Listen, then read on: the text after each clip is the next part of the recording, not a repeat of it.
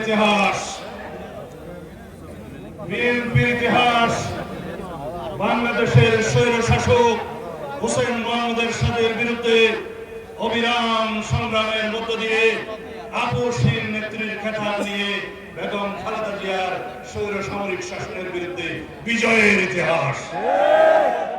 বাংলাদেশের বিএনপির ইতিহাস ত্রয়োদশ সংশোধনের মধ্য দিয়ে বাংলাদেশে সাংবিধানিকভাবে পার্লামেন্টারি শাসনের সংসদীয় শাসন ব্যবস্থা প্রতিষ্ঠার ইতিহাস।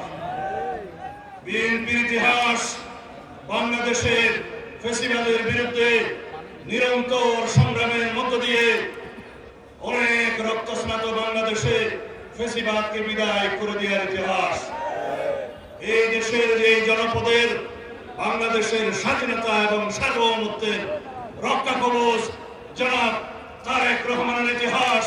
বাংলাদেশে গণতন্ত্র পুনঃপ্রতিষ্ঠার জন্য এই গণতন্ত্র বিরোধী ফ্যাসিবাদী শেখ হাসিনাকে বিতাড়নের ইতিহাস।